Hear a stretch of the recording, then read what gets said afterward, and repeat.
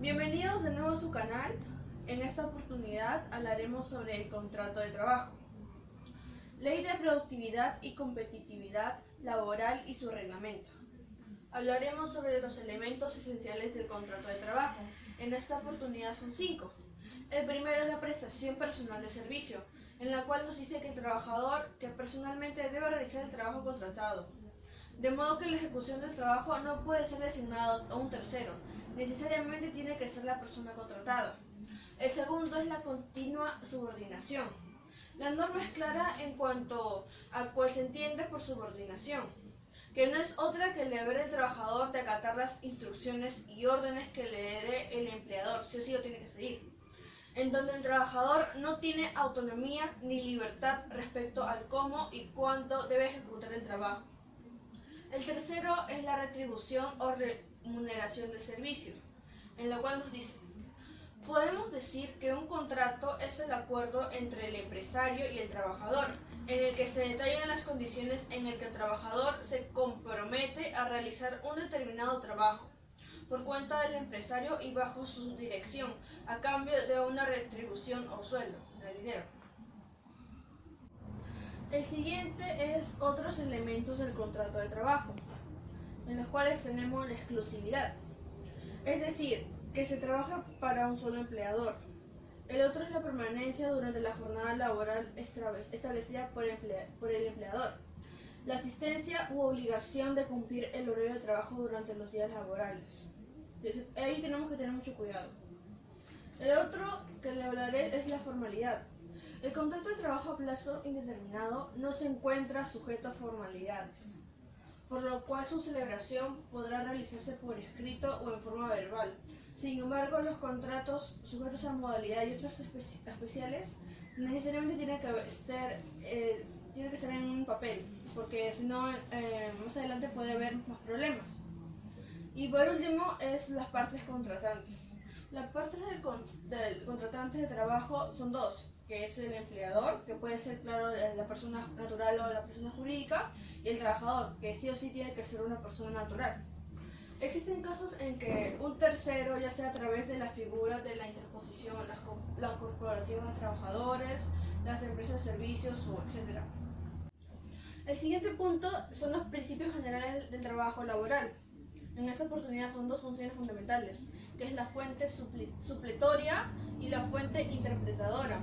La fuente supletoria es cuando la ley deja vacíos o lagunas y no existe jurisprudencia, uso o costumbre. Los principios de derecho del trabajador entran como suplemento.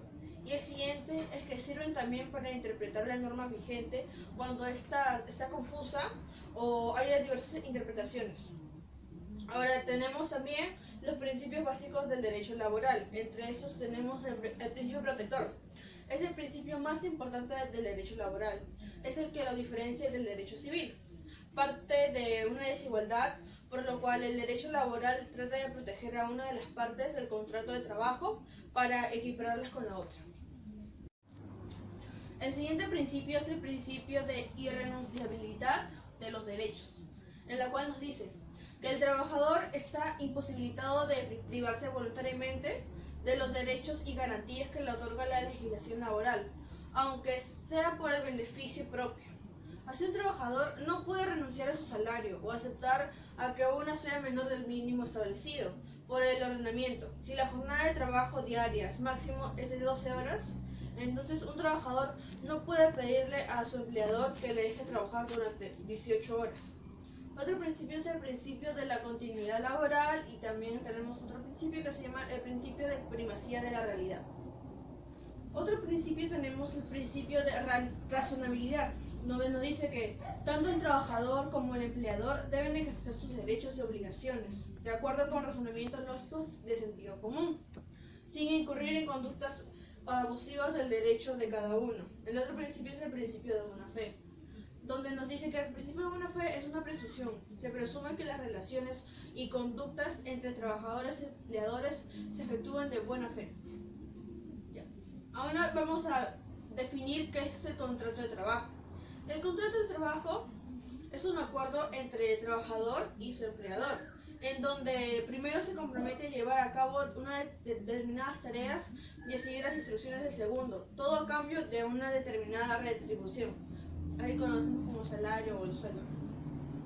En los cuales tenemos algunos pasos, que es el periodo de prueba, y en la cual nos dice que en el artículo 10, el periodo de prueba es de 3 meses, a cuyo término el trabajador alcanza derecho a la protección contra el despido arbitrario. Cosa que nos quiere decir que 3 meses, máximo 3 meses, y no te pueden despedir. Las partes pueden prestar un servicio mayor en caso de labores que requieran de un periodo de capacitación. También nos dice, la ampliación del periodo de prueba debe constar por escrito y no podrá acceder, en conjunto con el periodo inicial de 6 meses en el caso de trabajadores calificados o de confianza y de 1 año en el caso de personal de dirección. También nos habla sobre el reingreso de trabajadores y periodo de prueba. En caso se suspendiera la relación laboral o reingreso del trabajador, se suman los periodos laborales en cada oportunidad hasta contemplar el periodo de prueba establecido por la ley. Suspensión del contrato de trabajo. En el artículo 11 nos habla: se suspende el contrato de trabajo cuando cesa temporalmente la obligación del trabajador de prestar el servicio y la del empleador de pagar la remuneración respectiva, sin que se desaparezca el vínculo laboral. En el artículo 12 nos habla sobre son causas de suspensión del contrato de trabajo. Ahí tenemos algunas. Puede ser la invalidez temporal, enfermedad o accidente comprobado, la maternidad durante el descanso pre y postnatal, el descanso vacacional, la licencia para desempeñar cambio cívico y para cumplir con el servicio militar obligatorio, extinción del contrato de trabajo. En el artículo 16 nos habla sobre las causas donde se puede terminar el contrato de trabajo, en las cuales está el fallecimiento del trabajador o del empleador si es persona natural, la renuncia o retiro, la terminación de la hora de servicio, el mutuo disenso entre el trabajador y el empleador, la invalidez absoluta, la jubilación, el despido en los casos y formas permitidos por la ley, y por último es la terminación de la relación laboral por causa objetiva, en los casos y forma permitidos por la presente de la ley. También está el artículo 17, donde nos dice: el fallecimiento del empleador extingue la relación laboral, si aquel es persona natural, sin perjuicio de que por común acuerdo con los herederos el trabajador convenga en permanencia por un breve lapso, para efectos de la liquidación del negocio.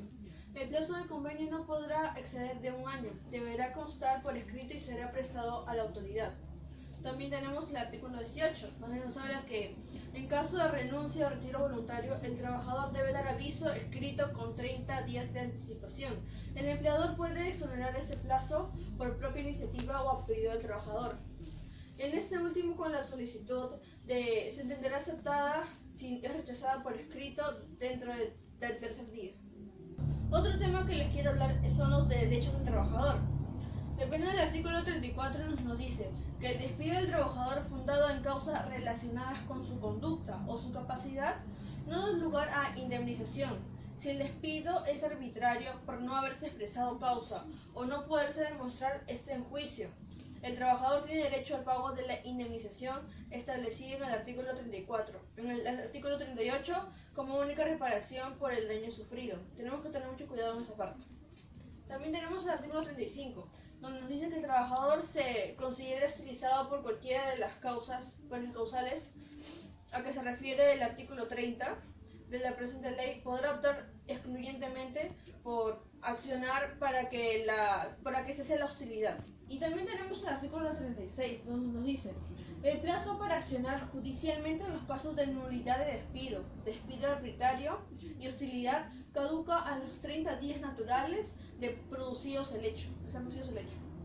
Y por último hablaremos sobre de las siguientes situaciones especiales, donde nos dice el artículo 43. El personal de dirección es aquel que ejerce la representación general del empleador frente a otros trabajadores o a terceros, o que lo sustituye también, ¿no?